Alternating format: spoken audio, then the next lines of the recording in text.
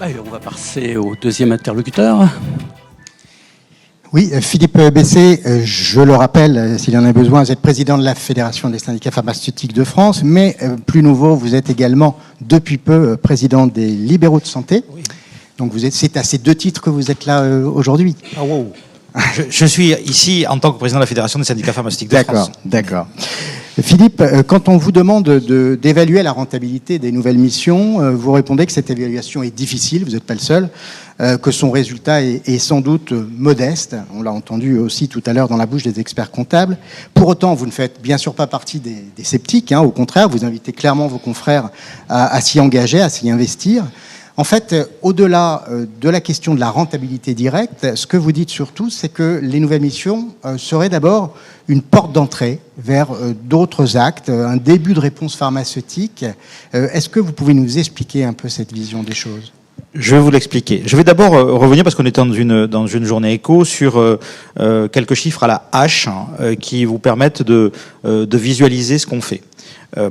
On a un outil particulièrement performant qui s'appelle l'Observatoire de l'économie de l'officine avec l'assurance maladie, qui nous sert à regarder l'ensemble des composantes de la rémunération et qui arrive à un chiffre global. Retenons à peu près 7 milliards d'euros pour les missions du pharmacien, nouvelles et anciennes, et surtout la principale qui est la délivrance du médicament, 7 milliards d'euros avant les missions Covid. Et un autre chiffre que vous pouvez avoir en tête, c'est 600 millions, ça c'est le chiffre de nombre de délivrances, de dispensations d'ordonnances que fait la pharmacie française dans une année. Vous divisez 7 milliards par 600 millions, je fais des chiffres à la hache, vous arrivez à 11 à peu près. C'est le tarif moyen d'un acte pharmaceutique de délivrance, parce que nous aussi maintenant, il va falloir qu'on s'habitue à facturer du temps homme, comme nos amis experts comptables. Demain, c'est notre exercice libéral qui est prévu comme ça. Donc voilà, donc c'est à peu près 11. Pour reprendre sur des nouvelles missions optimisées comme celle du Covid, eh bien, on voit une activité qui a représenté, là aussi c'est un chiffre à la hache, 1 milliard d'euros par an pour environ 60 millions d'actes, c'est-à-dire à peu près 16 euros l'acte. Voilà. Donc, c'est-à-dire une rémunération de ces nouvelles missions supérieure à la rémunération de la mission de dispensation. Ce n'est pas toujours le cas.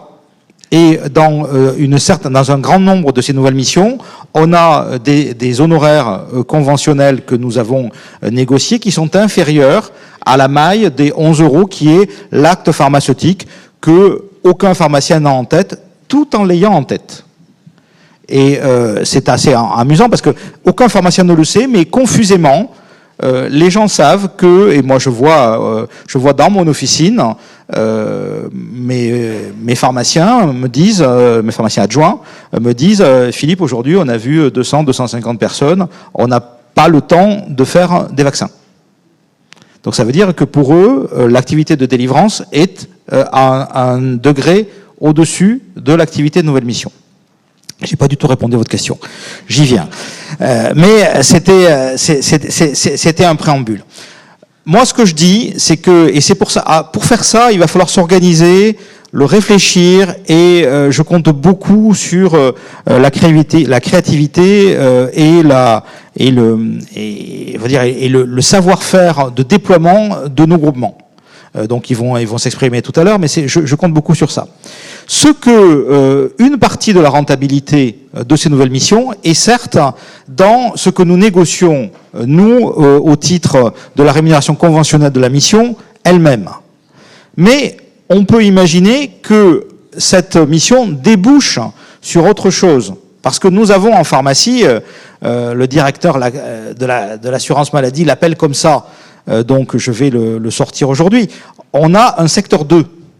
Contrairement aux médecins généralistes ou autres. On a un secteur 2. Et ce secteur 2, qu'est-ce que c'est ? Eh bien, c'est la délivrance hors remboursement de nombreux produits de santé, voire de nombreux services de santé, non remboursables par l'assurance maladie. Nous avons le droit de faire ça. Sachez que les médecins généralistes considèrent que c'est un privilège d'avoir le droit d'avoir ce secteur 2 qui est en fait pour le pharmacien, là pour le coup entrepreneur libéral, un modèle d'expansion au-delà de ce qui est le champ de remboursement.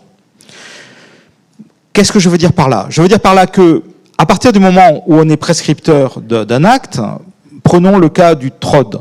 Le TROD angine, j'espère qu'il va évoluer et j'espère que le fait de faire le bilan de la HAS permettra, dans les cas où il y a un streptocoque qui est détecté, de délivrer l'antibiotique qui est le traitement naturel de cette affection. Soit.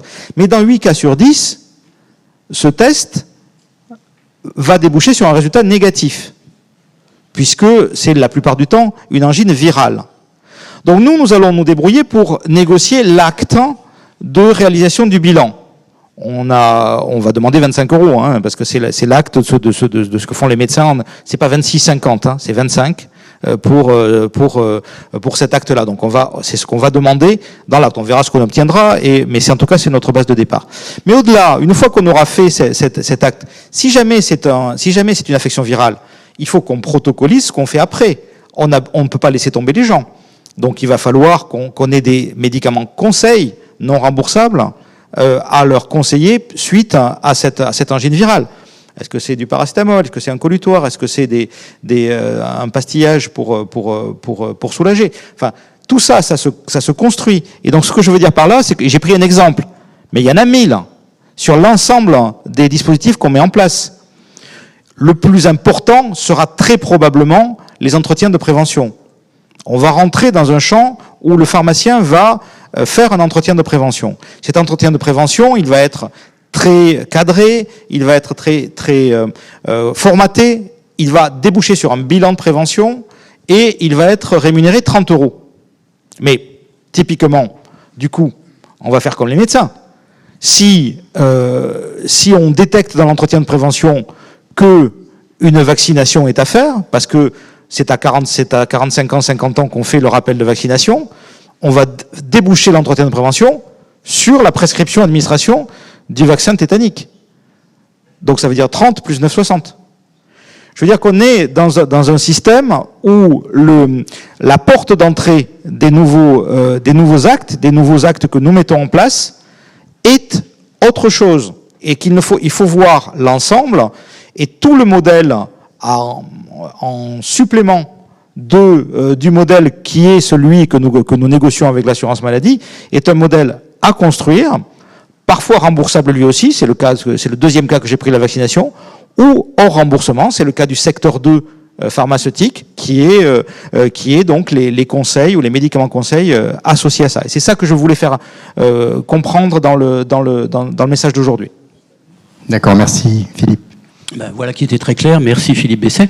Alors, restez là pour l'instant. Est-ce qu'il y a des questions, des remarques? Gilles Bonnefond. Non, on vous emmène. Il arrive. On a changé d'hôtesse. Merci Leslie. Il y a des choses qu'il ne faut pas faire. C'est accepter d'avoir des mots inappropriés. Le secteur 2, il faut que vous le combattiez. C'est pas un secteur 2. Un secteur 2, c'est quand un médecin fait le même acte et qui prend des dépassements. Quand on conseille un patient parce qu'il vient pour un problème de mal de gorge ou pour d'autres problèmes, c'est un acte avec un patient nouveau. Ça ne correspond pas à un secteur 2. C'est l'équivalent des kinés à qui on ne reproche pas de faire éventuellement des séances de sport en plus de leur activité. D'accord? Donc surtout, ne vous embarquez pas sur le secteur 2. D'ailleurs, on s'était bagarré à l'époque contre Marisol Touraine qui disait on va tenir compte dans votre rémunération de tout l'ensemble de ce que vous faites. Non, il faut négocier avec l'assurance maladie ce qui relève de l'assurance maladie et pas d'une activité qui prend... D'ailleurs, fait faire des économies à l'assurance maladie parce que quand on conseille un patient que c'est pas remboursé, c'est lui faire des économies. Donc surtout, battez-vous contre ça parce que quand le mot est mal employé et qu'il reste, ça devient catastrophique. Cher Gilles, c'est le directeur de l'assurance maladie qui l'emploie, tu le vois plus que moi, tu pourras le lui dire et le lui signaler. C'est intéressant d'ailleurs comme débat parce qu'il y avait tout à l'heure la polémique, début de polémique sur le terme de industrialisation auquel vous préférez optimisation et là effectivement la notion de secteur 2. Bon. La sémantique a toujours son importance et son intérêt. Reste le fait qu'il y a en gros le remboursable et le non remboursable. et le non pris en charge. Je crois qu'il faut le prendre comme ça, c'est une image en fait. Et c'est voilà, c'est comme ça. Oui, une question au centre, si vous voulez vous présenter. Bonjour, Alain Nedam, Call Medical. Nous qui avons réalisé l'enquête pour le quotidien. J'ai une petite question. Aujourd'hui, vous nous dites, une délivrance d'ordonnance, grosso modo, c'est 11 €. Un entretien, 30 plus 9, beaucoup plus d'argent.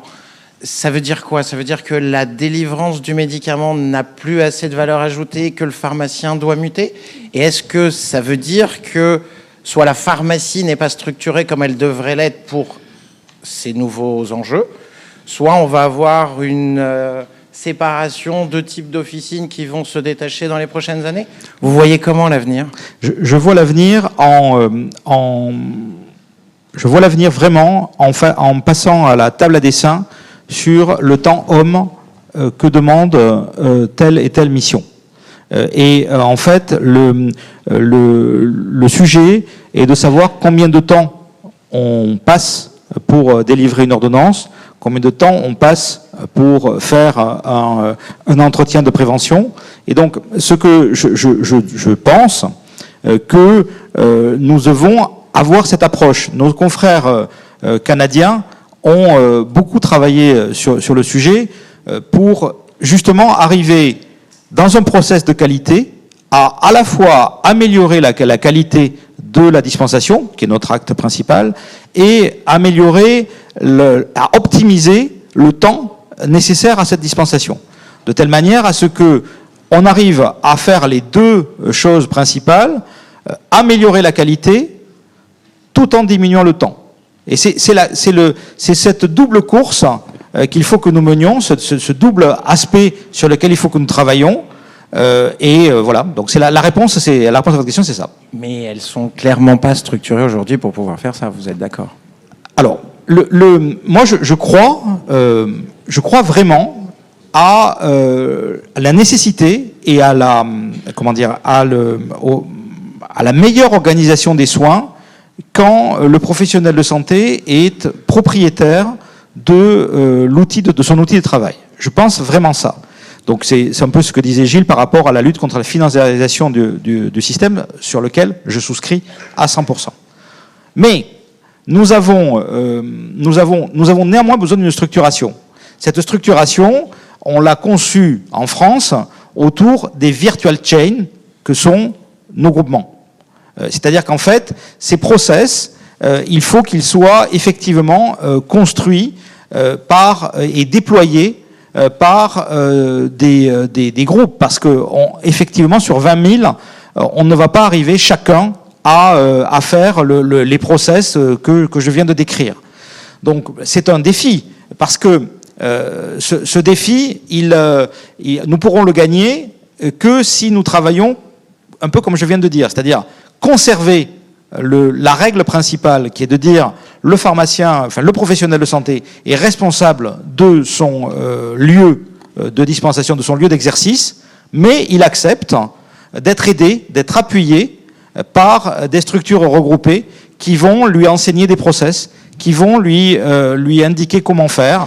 Nous y travaillons également, il n'y a pas que les groupements, hein. Les travaux que nous menons dans la démarche qualité officine avec nos confrères de l'ordre sont également un signe de cette mise en œuvre de process qui vont permettre, en les déploiement, à la fois d'améliorer la qualité et l'optimisation du temps. Je peux poser encore une toute petite question? Une toute petite Ça dernière. sous-entend que vous voyez peut-être même demain un exercice partagé qui pourrait se faire entre plusieurs professionnels de santé dans la pharmacie? Alors, moi je défends, là pour le coup je me méfie parce que cette histoire de président des libéraux de santé fait que je me méfie de cette question-là. Moi je défends l'exercice libéral. Voilà. Donc j'ai beaucoup de mal avec les maisons de santé qui salarient des professionnels de santé ou les professionnels de santé qui salarient d'autres professionnels de santé, que ce soit des médecins ou des pharmaciens ou des infirmiers ou des dentistes. En revanche, la collaboration à l'intérieur d'un lieu de divers professionnels de santé, oui, on peut l'imaginer, on peut y travailler. On y travaille tant avec les biologistes dans un certain nombre de secteurs qu'avec... vous savez, finalement, faire intervenir un médecin virtuel dans une cabine de télémédecine à l'intérieur de la pharmacie, est-ce que ce n'est pas se servir du lieu pharmacie, du lieu officine, pour faire intervenir un autre libéral à l'intérieur? Donc, je suis très favorable aux travaux entre professions pour voir comment on se sert du lieu officine qui est, je vais faire de la pub pour un grossiste répartiteur, qui est l'espace de santé de proximité. Mais donc ça oui, mais entre libéraux. Merci Philippe Besset. Une toute dernière intervention courte, Jean-Jacques, parce qu'on va avoir l'occasion de t'entendre dans 5 minutes. Un mot, mais qui est dans la dernière phrase de Philippe. Le pharmacien est passé en peu de temps, finalement, et peut-être pas assez de temps pour l'administration et les politiques, de un vendeur de médicaments, commerçant, spécialisé, qui vendait ça plutôt que des pelotes de laine, à professionnel de santé de proximité. Alors après, on peut discuter effectivement tous les autres aspects, mais ce rôle de professionnel de santé de proximité, parallèlement à la décroissance de l'offre des autres professionnels, que sont par exemple les médecins libéraux ou même non libéraux, explique finalement pourquoi les nouvelles missions vont prendre de l'importance et pourquoi il faut en tenir compte dans les négociations. Merci.